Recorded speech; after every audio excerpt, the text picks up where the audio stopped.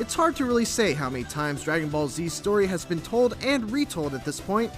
Vegeta, how many times has this story been retold? Over 9,000! Okay, cool. That's our obligatory over 9,000 reference. Got that checked off. Regardless, there seems to be something special brewing in this latest entry in the storied Dragon Ball Z series of games. So, here's everything you need to know about Dragon Ball Z Kakarot. First, it's developed by CyberConnect 2. If you're unfamiliar with CyberConnect 2, chances are high you're probably not a huge Naruto fan, as they've been the developers behind the fantastic Naruto Ultimate Ninja and Ultimate Ninja Storm series. They're also well known for the .hack games, but if you ask me, the one game that is most relevant in this discussion is Asura's Wrath. Why does Asura's Wrath matter in a Dragon Ball Z game? Because Asura's Wrath is literally anime the game, right down to the eye catches at the midpoint of every chapter, even to the next episode previews at the end. Dragon Ball Z Kakarot seems to be going for the very same kind of thing, with every chapter being made to feel like an episode of the anime, complete with the classic Dragon Ball narrator reading the episode titles at the start of the chapter. Beyond that though, if there's one thing that CyberConnect 2 has proven over the years, it's that they are the masters of anime spectacle. And I honestly can't think of a better developer to handle the more spectacular moments of Dragon Ball Z's story than them. You fool! Number 2, it's an action RPG. The biggest departure for Dragon Ball Z Kakarot compared to previous Dragon Ball games is that it's a full-blown action RPG, complete with character levels, a world to explore, NPCs to talk to, side quests to take on, items to use, moves to equip, and so on. Number 3, but it's also kind of a fighting game. It's important to note that even though Dragon Ball Z Kakarot is an action RPG, it's also not super far off from the previous 3D Dragon Ball fighting games as far as combat is concerned.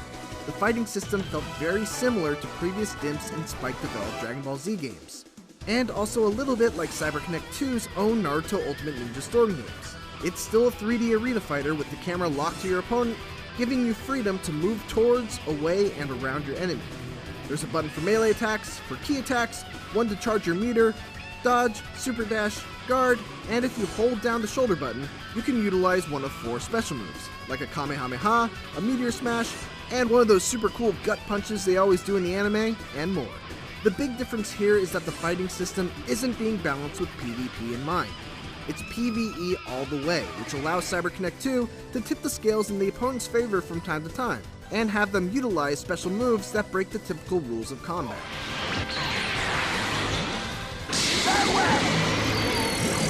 Number 4, this game really likes the song Chala Head Chala. As it should, that song is awesome. Listen to how cheerful it sounds while Goku is exploring. Hi there! And then listen to how hype it sounds in the battle against Raditz.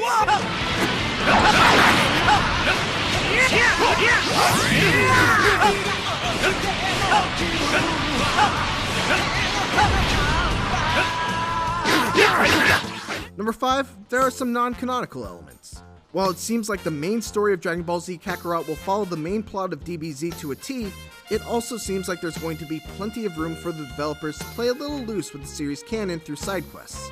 In the short E3 demo, we already caught a glimpse of that with Goku reuniting with Ader, who sends him on a quest to destroy some robot that is causing a bit of a ruckus.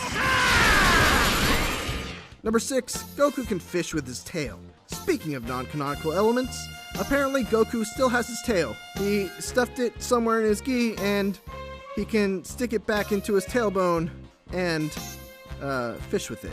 You know what, some of you might think this is dumb, but I'm here for it. It makes no sense, but it shows a willingness to be weird, and I think that's super important for a game like this.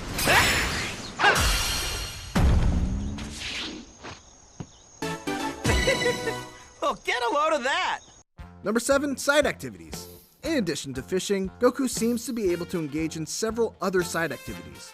He can fly around collecting Z-orbs, a form of currency. He can hunt deer to collect meat, which can be eaten to give him a boost to his melee attack stat. He can mine ore, and if we take a look at the area map on the Dragon Radar, there's also areas for him to hunt dinosaurs, trade in materials at a trader, and cook food. Number 8, the world map. Unfortunately, we don't have any video footage of this, but it is something that I was able to experience in my hands-on demo, and we do have an image from Bandai Namco. If you fly as high as you can go, eventually you'll leave the area you're in, and end up in a world map where you can overlook the various areas that you can travel to.